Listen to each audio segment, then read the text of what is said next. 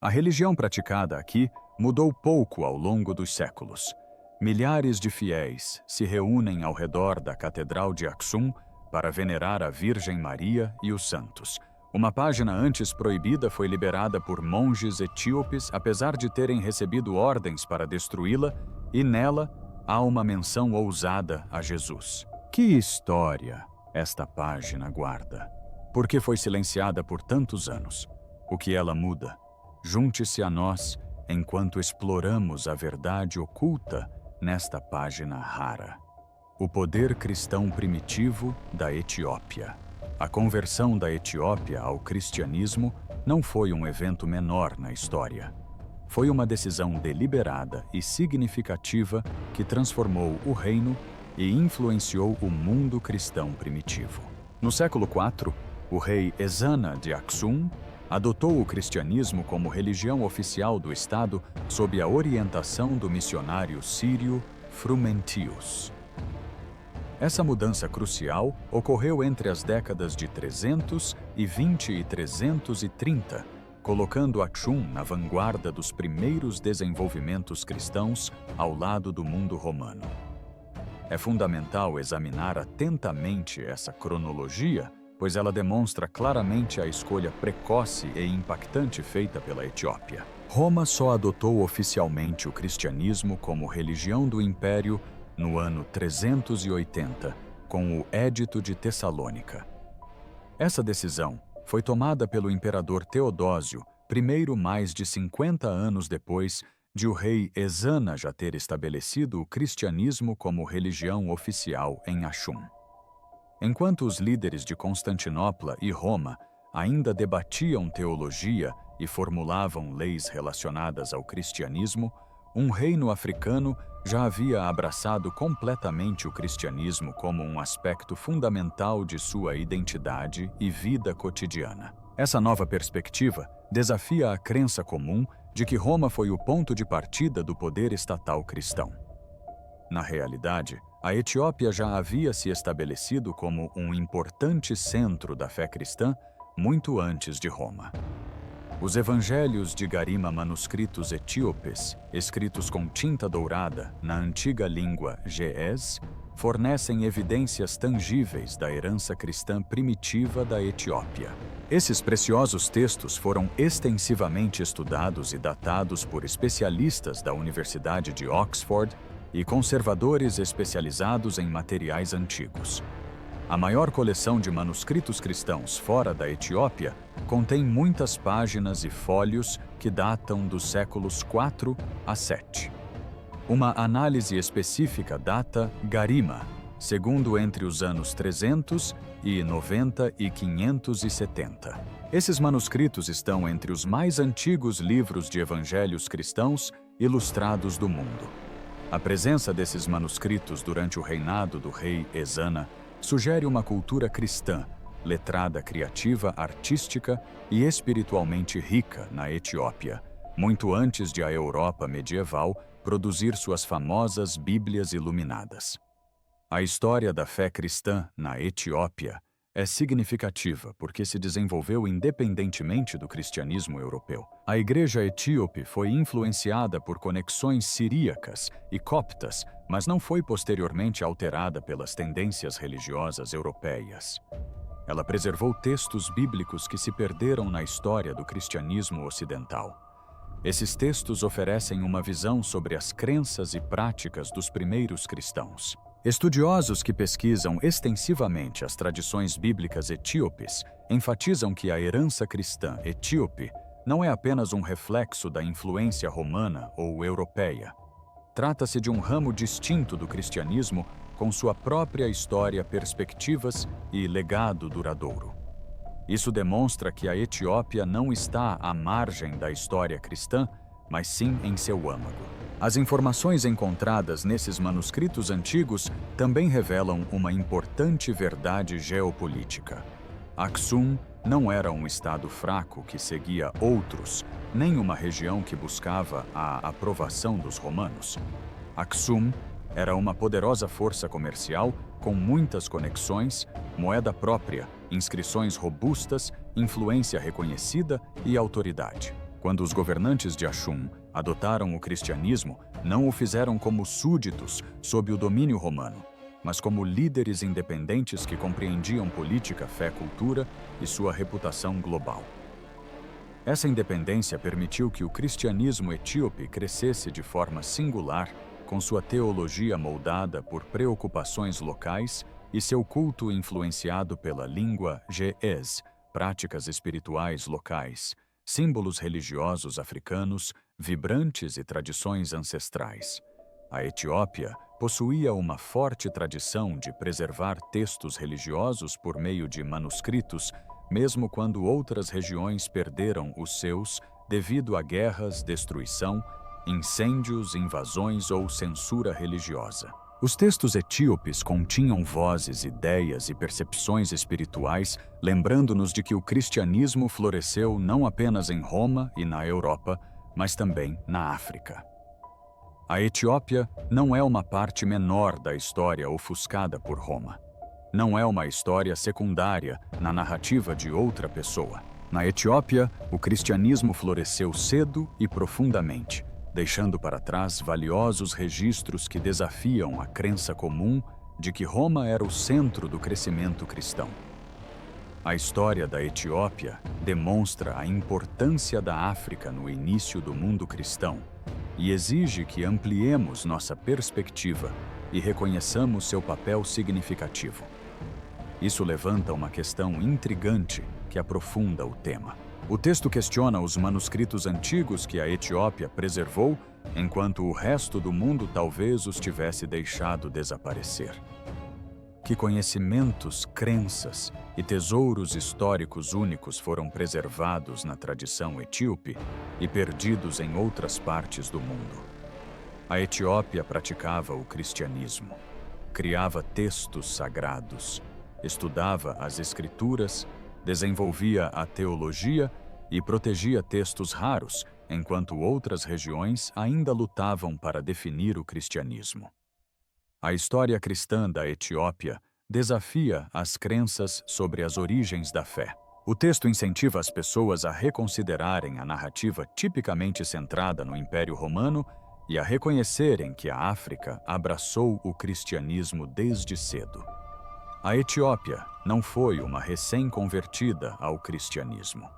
Na verdade, foi uma força importante que contribuiu para o crescimento e desenvolvimento da religião. A experiência etíope destaca a vastidão, a complexidade e a diversidade da história cristã, dissipando a noção de que ela se centra exclusivamente na Europa e no Império Romano. Demonstra que a África desempenhou um papel crucial na formação da trajetória do cristianismo, influenciando a forma como foi praticado e interpretado ao longo do tempo. Os livros preciosos que mudaram a forma como o mundo entende a fé. A Etiópia é mais do que apenas um lugar com escritos antigos que desapareceram em outros lugares. Ela abriga os únicos manuscritos completos sobreviventes no mundo de 2 livros religiosos antigos, o Livro de Enoque e o Livro dos Jubileus, escritos na língua clássica ge'ez. Esses livros são encontrados apenas em fragmentos em hebraico, aramaico, grego e outras línguas. Até mesmo fragmentos importantes são encontrados nos manuscritos do Mar Morto. Estudiosos renomados viajam até a Etiópia para ler as versões completas desses livros, já que nenhuma outra comunidade os preservou integralmente. Esse fato é significativo raro e carrega um profundo significado. Considere o quão verdadeiramente surpreendente isso é. Durante séculos, estudiosos no Ocidente vasculharam cavernas, bibliotecas antigas e coleções de manuscritos fragmentados na tentativa de reunir pedaços e partes desses escritos. Eles dedicaram anos a reconstruir frases incompletas, páginas danificadas e seções faltantes, tentando imaginar como os livros originais poderiam ter sido. Em contraste, os monges etíopes protegiam discretamente manuscritos completos e legíveis. Estes não eram vistos como curiosidades em um museu.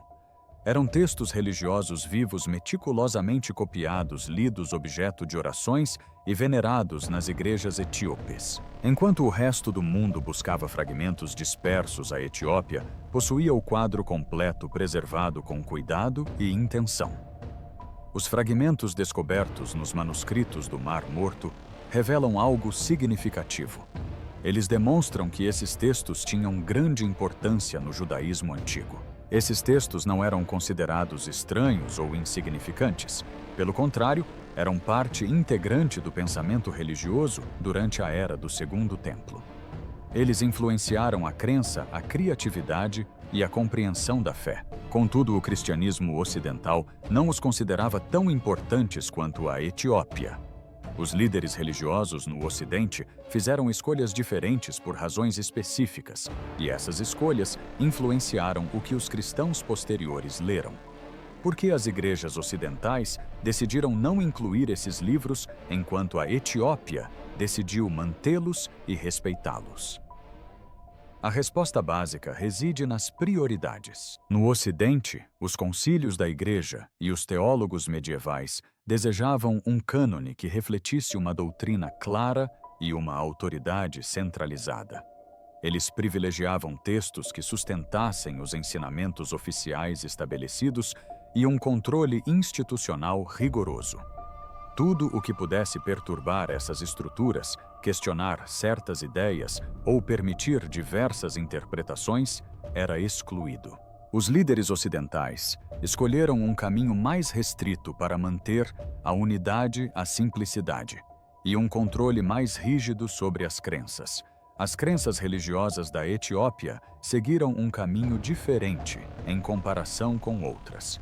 A tradição Tawahedo tomou decisões teológicas únicas, focando-se em escritos visionários, imagens celestiais, ordem cósmica, genealogias e revelações espirituais. Na Etiópia, os livros de Enoque e dos Jubileus eram valorizados não como objetos ocultos ou proibidos, mas como símbolos de grande significado espiritual. Eram venerados como parte da fé viva e não apenas como artefatos. Essa escolha influenciou o cristianismo etíope de uma maneira singular. A leitura pode ter um grande impacto nas crenças de uma comunidade. Os livros mencionados, como o Livro de Enoque e o Livro dos Jubileus, não são apenas para entretenimento. Eles exploram temas como anjos, a estrutura do universo e mistérios espirituais. Eles oferecem uma perspectiva diferente sobre história, direito e moralidade, moldando a visão dos leitores sobre religião e o mundo.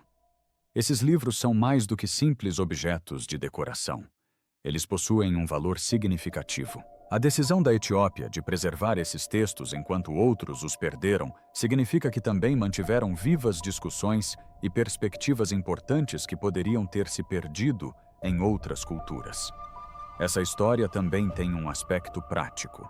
O fato de esses escritos terem sido preservados em Ge'ez demonstra que percorreram um caminho cultural e linguístico singular em comparação com os textos religiosos ocidentais. Eles não foram submetidos ao processo de tradução europeu que envolvia muitas línguas e editores. Além disso, foram protegidos de desastres que destruíram inúmeros registros ocidentais, como incêndios em bibliotecas, guerras, conflitos políticos e expurgos religiosos.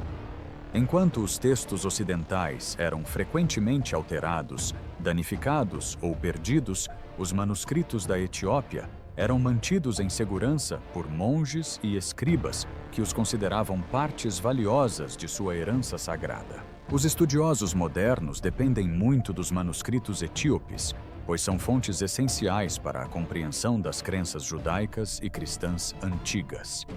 Esses manuscritos não são insignificantes. Eles são cruciais para fornecer informações sobre o pensamento antigo. A descoberta de fragmentos desses manuscritos entre os manuscritos do Mar Morto forneceu provas concretas de que as versões etíopes eram autênticas e não criações posteriores ou cópias distorcidas. Isso confirmou que a Etiópia estava salvaguardando textos genuínos que oferecem um vislumbre de uma tradição textual mais antiga e diversificada. A Etiópia não estava preservando escritos fictícios, mas sim vislumbres autênticos de crenças religiosas antigas. Não se trata de arqueologia obscura ou conhecimento oculto. Trata-se de como os grupos religiosos decidem o que é considerado escritura sagrada e como isso afeta as histórias que ouvimos. Enquanto outros buscavam fragmentos, a Etiópia possuía livros completos que ofereciam uma perspectiva única sobre as crenças. Esses manuscritos mostram que a história não é feita apenas na Europa. A África também desempenhou um papel crucial na preservação das tradições espirituais. Isso levanta outra questão interessante. Se apenas esses dois importantes livros foram preservados integralmente na Etiópia, que outras coisas valiosas a Etiópia poderia ter salvaguardado e que não foram preservadas por outros?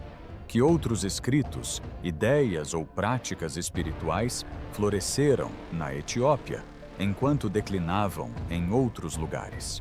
No entanto, há algo ainda mais interessante e notável. Acredita-se que no cânone etíope exista um livro abrangente que detalha os ensinamentos de Jesus após a ressurreição, ensinamentos que nenhuma outra tradição cristã preservou. Isso não é considerado ficção, mas sim parte da dedicada tradição etíope de salvaguardar textos negligenciados por outros. Isso desperta uma forte curiosidade. Que segredos este livro guarda? Que tipo de sabedoria ele documenta? Como ele poderia potencialmente alterar a percepção da fé se a comunidade global tivesse acesso a ele tanto quanto a Etiópia? E por que o resto do mundo não foi informado sobre ele da mesma maneira?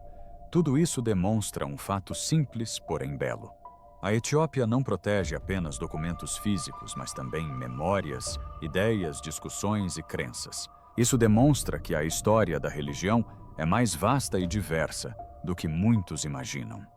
A Etiópia preserva vozes negligenciadas por outros e mantém ensinamentos ignorados por outros. Como resultado, o mundo possui uma compreensão mais abrangente da fé ancestral graças à Etiópia. Etiópia, o livro sagrado, Etíope dos 40 dias. Na Etiópia, existe um texto antigo profundamente respeitado, conhecido como o Livro da Aliança, chamado Mashafa Kadan, em Ge'ez, a língua clássica etíope.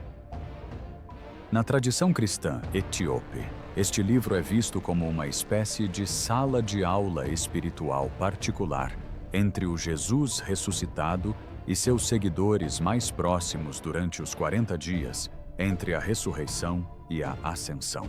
Em termos claros e simples, trata-se de uma coletânea de ensinamentos que enfatizam a troca de experiências, a oração profunda e uma experiência pessoal e viva com Deus. Preocupa-se muito menos com regras rígidas da Igreja e muito mais com a formação do coração, da mente e da vida espiritual dos fiéis. As descrições deste texto o apresentam como um registro de ensinamentos compartilhados ao longo daqueles sagrados 40 dias. As igrejas etíopes têm usado versões deste material há séculos em cultos, orientação monástica e formação espiritual.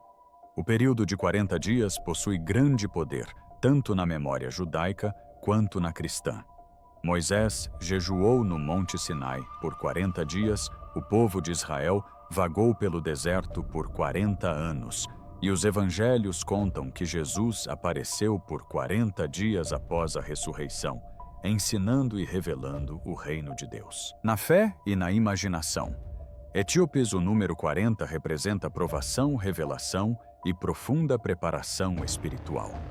Esses dias não são vistos como um espaço vazio entre a Páscoa e a Ascensão, mas sim como um período poderoso em que os discípulos são transformados, fortalecidos e aproximados de um encontro divino direto. Isso ajuda a explicar por que um texto completo focado nesse período foi cuidadosamente preservado dentro da tradição mística e devocional da Etiópia.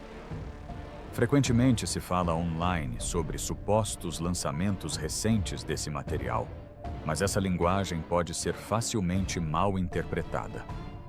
Não se trata de escritos recém-descobertos encontrados repentinamente em cavernas escondidas. São textos antigos em ge'ez e tradições orais preservadas há mais de 1000 anos por monges e comunidades religiosas etíopes.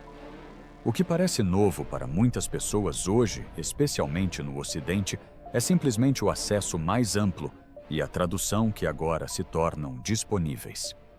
Ainda não existe uma única edição crítica moderna em inglês totalmente aceita que reúna e explique claramente todo o Meshafa Kedan, exatamente como as comunidades etíopes sempre o conheceram e utilizaram. Alguns estudiosos e tradutores trabalharam em partes desse texto ou em textos religiosos relacionados, mas a historiografia tradicional em língua inglesa ainda está muito aquém do que as igrejas etíopes preservaram e praticaram ao longo do tempo.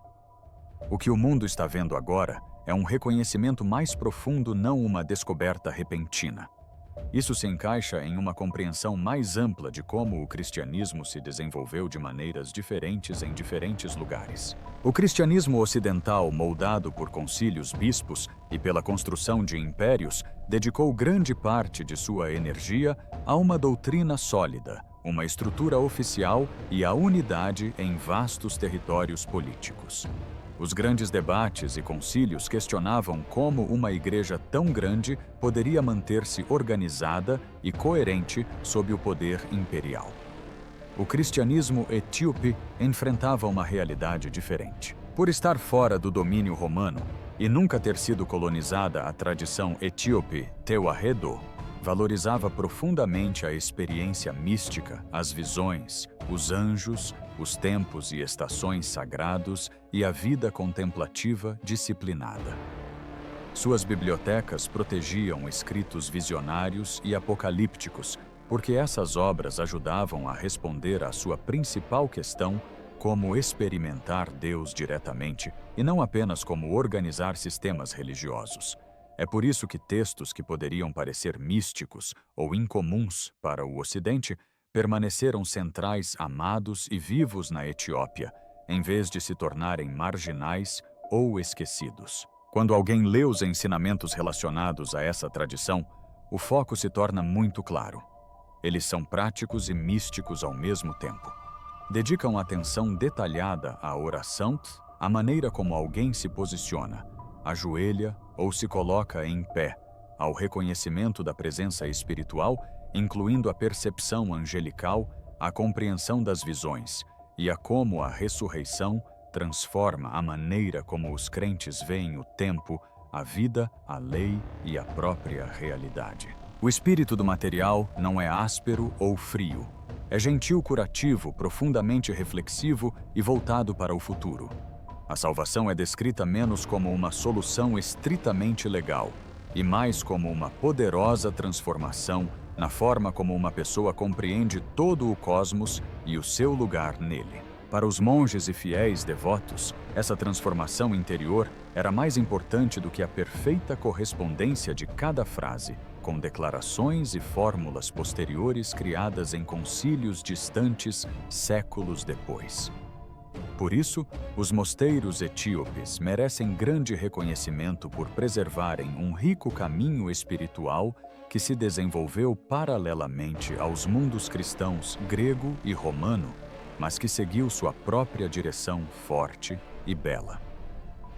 Seus manuscritos cânticos, ensinamentos e memórias transmitiram um conjunto de instruções pós-ressurreição que moldam uma imaginação cristã singular, profundamente enraizada na visão, na devoção, na disciplina e na proximidade com Deus. Isso nos leva a uma questão importante e instigante. Se a Etiópia preservou ensinamentos focados na orientação secreta e sagrada dada após a ressurreição, o que esses ensinamentos sugerem sobre a autoridade de Jesus e como o reino de Deus se torna real e próximo? Essa questão destaca a diferença entre as prioridades históricas de Roma e as da Etiópia. O foco ocidental pendia para a clareza do sistema e da estrutura, enquanto o foco etíope pendia para o encontro espiritual, a renovação interior e a profundidade mística. Essa única diferença de ênfase moldou histórias inteiras, guiou tradições inteiras e influenciou a maneira como a fé era vivida, ensinada, protegida e transmitida, como diferentes cânones cristãos se desenvolveram e por que o caminho da Etiópia ainda importa hoje. A história cristã não se desenvolveu em uma única direção linear, nem se formou como uma narrativa simples e única, seguida por todos. Muito cedo, ela se desenvolveu em dois caminhos poderosos e ponderados, que caminharam lado a lado, cada um fazendo suas próprias perguntas profundas sobre o que a fé deveria fazer, o que a igreja deveria se tornar e que tipo de vida espiritual os fiéis deveriam construir. Esses dois caminhos não foram experimentos confusos. Foram abordagens sérias, inteligentes e profundamente espirituais que moldaram a forma como civilizações inteiras entenderiam Deus, as Escrituras e a vida religiosa. Um dos principais caminhos se concentrava em Roma e Constantinopla. Nesse contexto, o cristianismo era tratado como uma questão de unidade, ordem e governança. Os líderes desses centros poderosos buscavam responder a uma grande preocupação, como construir uma comunidade de fé forte e estável, que pudesse unir diversos povos, culturas e regiões sob um único sistema de crenças e uma liderança compartilhada. Por conta desse objetivo, essa tradição atribuía grande importância à criação de concílios, à formulação de credos e à elaboração de um cânone que protegesse a clareza e a fé, além de fortalecer a autoridade organizacional. É importante também compreender uma verdade histórica fundamental.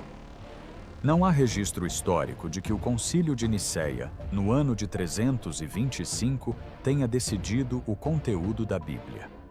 No Concílio de Nicéia, os líderes se reuniram principalmente para definir ensinamentos sobre a natureza de Cristo e esclarecer questões teológicas essenciais. As grandes ações formais que ajudaram a moldar um cânone ocidental oficial ocorreram mais tarde, especialmente por meio de importantes concílios regionais, como o de Cartago em 397, que influenciaram o que o mundo romano acabou adotando.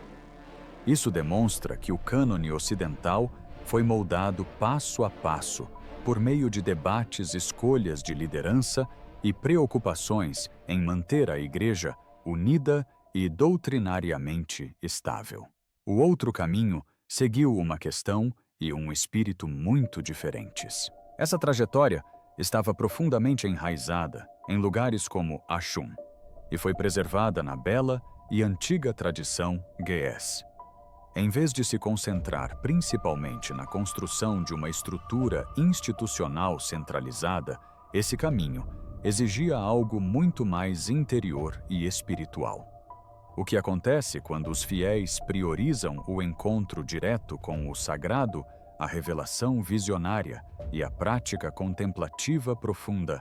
A Etiópia não vivia sob a sombra de Roma. Não se limitou a copiar estruturas ocidentais. Construiu suas próprias respostas em sua própria língua, sua própria tradição de culto e sua própria imaginação espiritual. Por isso, a Etiópia desenvolveu um cânone que honra livros repletos de profundidade mística, visão espiritual e reflexão cosmológica. Esses são textos que os concílios ocidentais frequentemente deixaram de lado, quando sua principal prioridade passou a ser a proteção da uniformidade doutrinária em vez do cultivo da riqueza experiencial. O cânone etíope Teuarredo é mais extenso e inclui escritos como Enoque Jubileus e os singulares livros da Aliança, pois esses textos abordavam diretamente as preocupações teológicas, as questões espirituais e a compreensão da interação de Deus com a humanidade na Etiópia. Esta não é uma história de supressão, não é uma história de censura, não é um conto de segredos ocultos sendo roubados ou destruídos. é uma história de prioridades diferentes, perguntas diferentes e caminhos diferentes de curiosidade espiritual. Quando os bispos ocidentais tentavam decidir quais escritos melhor sustentariam uma igreja poderosa e estável e de proporções imperiais, muitas vezes optavam por excluir livros que pudessem complicar seus credos ou sugerir diferentes tipos de autoridade espiritual. Enquanto isso, o cristianismo etíope, que nunca foi absorvido pela política eclesiástica europeia, nem colonizado pelos sistemas religiosos ocidentais, manteve um cânone mais amplo e criativo. Suas preocupações se concentravam em como as pessoas experimentam Deus, como a adoração molda a vida interior, e como os textos sagrados podem guiar um profundo encontro espiritual ao longo de muitas gerações. Essa foi uma escolha teológica deliberada, não um acidente histórico. Essa correção é importante porque esclarece um mal-entendido muito comum.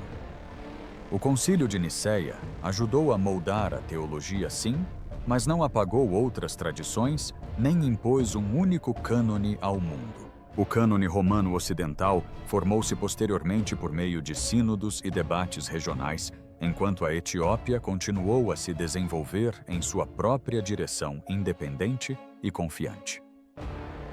Manuscritos em ge'ez, mosteiros etíopes e bibliotecas cuidadosamente protegidas preservaram conversas, reflexões e escritos sagrados que os concílios ocidentais jamais consideraram em suas decisões. Essa vida textual independente explica por que a coleção de escrituras da Etiópia apresenta características diferentes hoje e por que ambos os caminhos devem ser vistos como sérios, significativos e consistentes em seus próprios propósitos. Então, por que isso ainda importa na era atual? Importa porque em 2025, os tipos de perguntas espirituais que muitas pessoas fazem estão mudando. Muitas pessoas hoje se sentem menos atraídas por respostas puramente institucionais e mais atraídas por experiências interiores profundas, práticas espirituais autênticas e textos que abrem o coração e expandem a imaginação espiritual. O cânone preservado da Etiópia permanece como um lembrete vivo de que o cristianismo sempre incluiu um caminho centrado no encontro na profundidade, na visão e no mistério, e não apenas na estrutura e na administração. Compreender essa divisão nos ajuda a perceber que a história cristã não é um único caminho fechado para a verdade, mas um amplo mapa ramificado da fé. Um ramo construiu instituições poderosas e doutrinas claras. Outro ramo protegeu com delicadeza a visão mística, a vida contemplativa e a imaginação sagrada. O ramo que a Etiópia cuidou com grande fidelidade durante tantos séculos pode conter exatamente o tipo de ferramentas espirituais que muitas pessoas inquietas buscam hoje. Assim, a grande questão permanece: qual foi a escolha fundamental que moldou o que a Igreja Ocidental manteve e o que a Etiópia preservou? Essa escolha se resumiu a prioridades.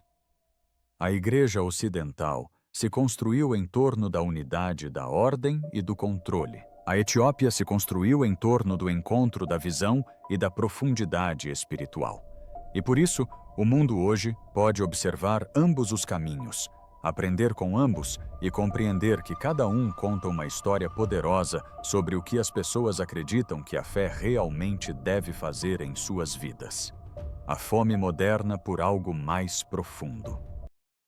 Se você já se sentou em uma igreja e sentiu silenciosamente um sentimento de distanciamento, insegurança ou simplesmente indiferença em relação ao que acontecia ao seu redor, saiba que não está sozinho.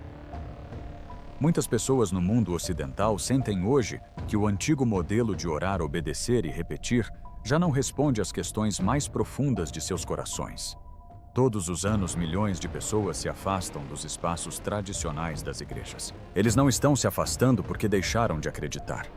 Não estão abandonando a fé porque ela perdeu o sentido. Em vez disso, estão em busca de algo mais vivo, algo que pareça real, pessoal e profundamente conectado ao sagrado. Eles estão cansados de sistemas rígidos. Estão cansados de hierarquias estritas. Não querem viver sob uma lista de deveres espirituais. O que eles realmente desejam é experiência. Querem sentir o divino diretamente, sem filtros e sem as intermináveis camadas institucionais que os impedem. É aqui que a Etiópia entra em cena de forma discreta, porém impactante. Por mais de 1.700 anos, monges etíopes preservaram escritos espirituais que falam diretamente a essa profunda fome humana. Esses escritos não são livros de regras frias ou manuais de doutrina áridos. São ricos místicos profundamente reflexivos e belamente focados no encontro pessoal com o sagrado. Elas conduzem os buscadores à consciência interior, à prática contemplativa, à profundidade espiritual e à experiência direta com o divino. Esses textos exploram a visão espiritual, a sabedoria oculta e uma relação viva com Deus de uma maneira que o cristianismo ocidental, apesar de sua influência e autoridade, muitas vezes escolheu evitar por sua vez a estrutura, o poder institucional e o controle rígido como fundamento. Você pode se perguntar se esses escritos são novas descobertas que surgem repentinamente no mundo moderno. A verdade é que não são novas. Durante a década de 1960, o imperador Haile Selassie aprovou a impressão e distribuição da Bíblia etíope.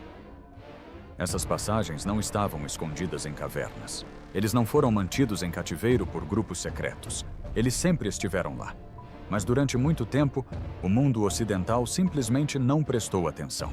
A mentalidade espiritual da época não estava preparada para esse nível de profundidade. Agora tudo mudou. As perguntas que as pessoas fazem hoje são as mesmas que os monges etíopes já exploravam há mais de 1.700 anos. Finalmente, o mundo chegou a um momento em que a curiosidade, o anseio espiritual e a prontidão encontram a sabedoria preservada nesses manuscritos antigos. Não se trata apenas de uma questão de tempo. Até mesmo a linguagem desses textos carrega algo incrivelmente especial. Foram originalmente escritos em Ge'ez, uma língua repleta de camadas de significado, simbolismo e riqueza espiritual, que uma simples tradução jamais conseguirá capturar por completo. Cada frase carrega profundidade. Cada expressão transmite energia. Compreendê-lo completamente pode levar gerações de estudo.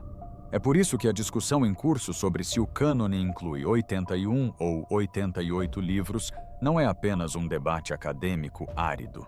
A tradição etíope trata seu cânone como um corpo vivo de sabedoria. Cresce, respira, permite interpretação.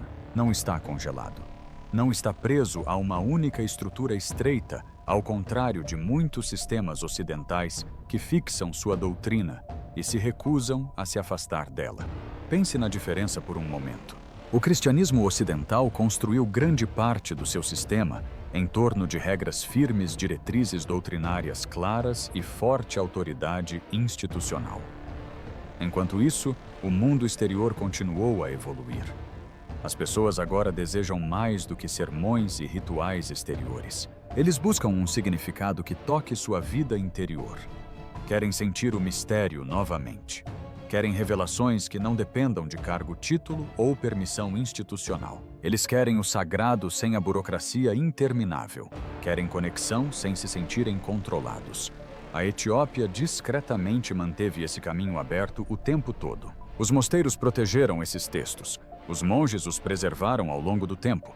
Eles nunca foram moldados para atender às expectativas ocidentais. Eles simplesmente permaneceram o que deveriam ser. Por causa disso, o que antes parecia distante e obscuro, agora se mostra poderoso e atual. Esses escritos são antigos, mas respondem de forma primorosa às perguntas que as pessoas fazem em 2025. O tipo de encontro espiritual profundo que os sistemas ocidentais muitas vezes deixam de lado ainda está vivo, aguardando pacientemente nestas páginas. Muitos buscadores modernos estão apenas agora descobrindo o que a tradição etíope manteve em segredo por séculos.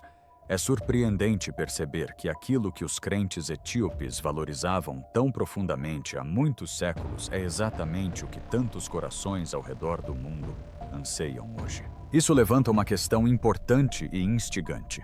Esses mosteiros eram lugares reais. Esses monges realmente guardavam essa sabedoria. Esses textos sobreviveram a invasões, mudanças políticas, dificuldades e longos períodos em que praticamente ninguém fora da Etiópia se importava com eles. Então, o que alguém deveria fazer com esse conhecimento agora? Como ele deveria moldar nossa maneira de pensar sobre fé, espiritualidade, religião e a busca pessoal por significado? Talvez a maior mudança não esteja em descobrir escritos ocultos ou proibidos. Talvez a verdadeira mudança seja compreender que a humanidade sempre conheceu o divino de muitas maneiras diferentes. O cristianismo ocidental inclinava-se para regras clareza, organização e doutrina firme. O cristianismo etíope abraçava o mistério, a experiência interior e a sabedoria viva que respira e se move com o tempo.